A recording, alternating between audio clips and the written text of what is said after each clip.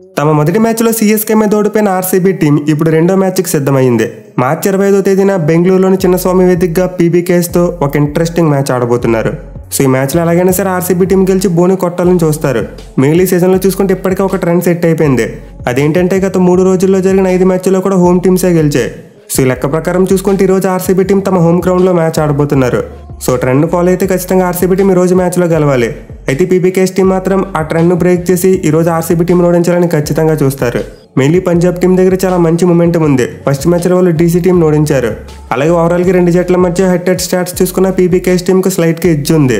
So ఈ 2 teams అయితే ఇప్పటివరకు ఐపీఎల్లో మొత్తం 31 మ్యాచ్లో తలపడ్డాయి. అంటే ఈ 31 మ్యాచ్లో ఆర్సీబీ టీం 14 మ్యాచ్లో గెలిస్తే పీబీకేఎస్ టీం 17 మ్యాచ్లో గెలిచింది. అంటే స్లైట్గా పీబీకేఎస్ టీంకు బెంగళూరు మీద ఎడ్జ్ కనిపిస్తుంది. ఈవెన్ లాస్ట్ 5 మ్యాచెస్లో చూసుకున్న ఆర్సీబీ వాళ్ళు 2 గెలిస్తే పీబీకేఎస్ వాళ్ళు 3 గెలిచారు.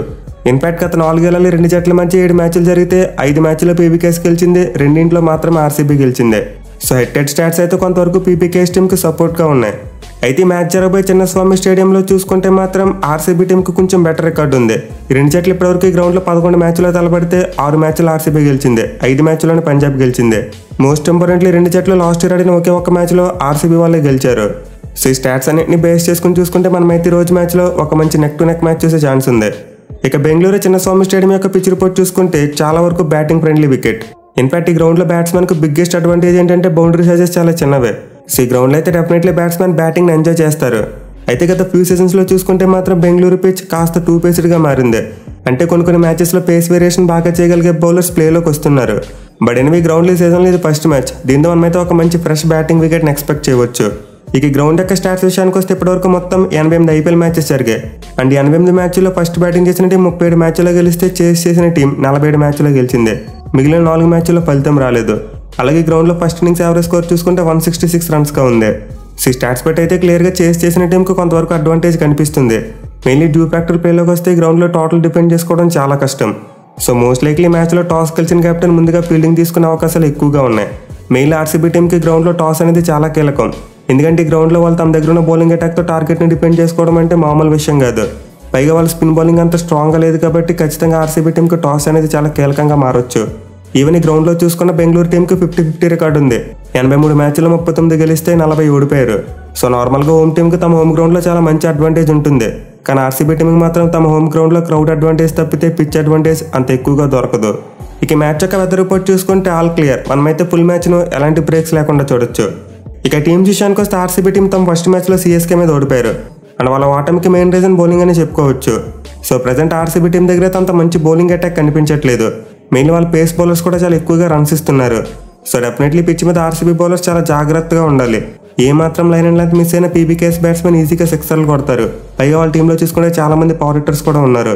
సో ఆర్సీబీ బౌలింగ్ లైనప్లో అయితే నేను ఏమీ మార్పులు చేయాలనుకుంటున్నా. అందరికీ మరో ఛాన్స్ ఇస్తారనుకుంటున్నా. లేదు ఏదైనా చేంజ్ చేయాలనుకుంటే ఎస్టైల్ ప్లేస్లో ఆకాశ్ దీప్ను, అల్జారీ జోసెఫ్ ప్లేస్లో టాప్ ప్లే లేకపోతే లోకి పెరిగిసని తీసుకొచ్చే ఛాన్సెస్ ఉంటాయి.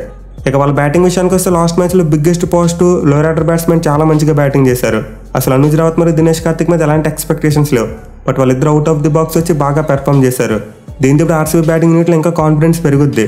ఇంత ముందు వరకు టాప్ 5 స్ట్రాంగ్గా ఉందనుకున్నాం. బట్ ఇప్పుడు టాప్ 7 వరకు ఆర్సీబీ బ్యాట్స్మెన్ కంట్రిబ్యూట్ చేయగలరు. సో అఫ్కోర్స్ ఫస్ట్ మ్యాచ్లో పట్టిడార్, మ్యాక్స్వెల్, గ్రీన్ మరియు కోహ్లీ పెద్దగా రన్స్ చేయలేదు. అయితే వాళ్ళ క్యాపబిలిటీ ఏంటో మనందరికీ బాగా తెలుసు. మెయిన్లీ గ్లెన్ మ్యాక్స్వెల్ బాగా ఆడితే తనదైన రోజున వంటి చేత మ్యాచ్ని గెలిపించగలడు. అలాగే విరాట్ కోహ్లీ కూడా చిన్నస్వామి గ్రౌండ్లో చాలా ఎక్కువ రన్స్ ఉన్నాయి.